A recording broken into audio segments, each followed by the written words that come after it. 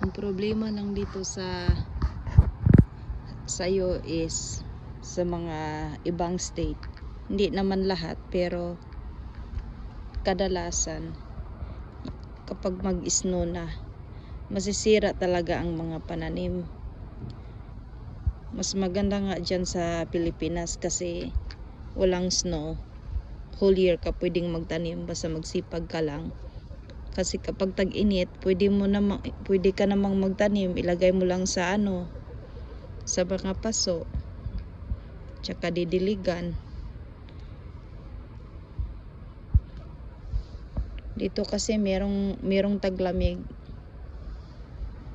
kaya pag dumating ang taglamig, ito na ang mangyayari sa mga tanim. Pero pwede pa naman ito ilalagay na, kailangan lang natin i-harvestin kaagad para ilalagay natin sa suka. Ang ganda nito, binuburong mga suka, binuburong mga sili. Yan.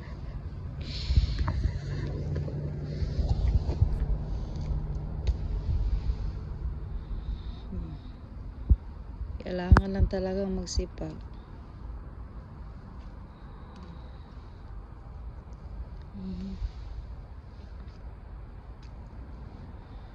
Kung kung ang hilig mo ay ang pagtatanim, yan, galingan mo. Magtanim ka ng marami. Kasi hindi naman lahat tumutubo. Meron ding mga itinitanim mo na namamatay, kaya damihan mo ang pagtanim.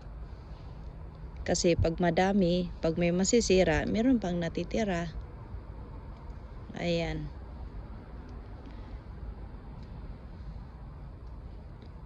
Kailangan mo lang talagang madiskarte. Tapos yung sa mga tanim mo, kasi dito sa US hindi naman lahat nagtatanim kasi sobrang busy. Pwede mo ring ibibenta sa mga kakilala mo. Di magkapira ka rin kahit papaano, pa konti-konti, di ba?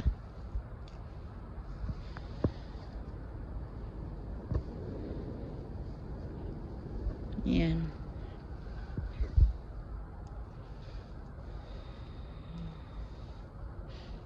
Yan na.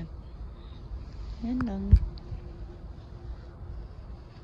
Kahit saan tayo ilagay, pag magsipag, merong makakain.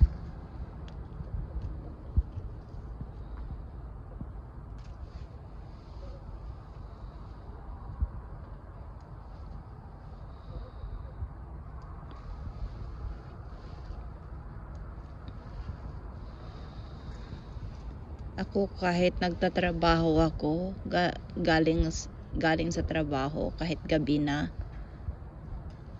dinidiligan ko pa ito pagka galing sa trabaho. Para naman magbibigay sila ng maraming bunga.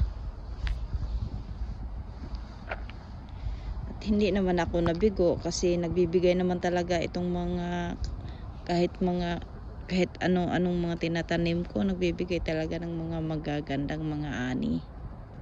Hindi naman lahat, pero kadalasan nagbibigay talaga, mas lalo na pag inaalagaan mo ng mabuti. Kaya yung mga gulay ko sobra-sobra. At napakadami.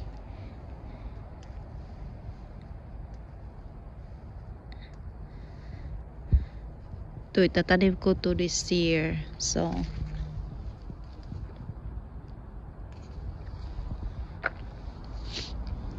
meron na akong mataniman nito. Ang ganda, diba?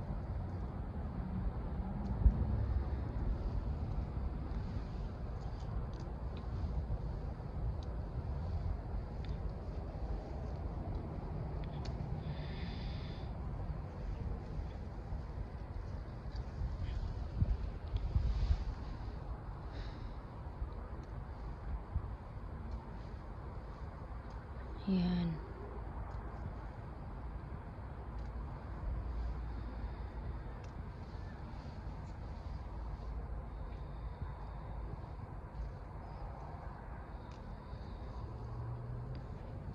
Ayan, tingnan mo naman. Dami, di ba? Oh, ito na ang nalikom natin. Tingnan mo naman. Ayan, dami, di ba?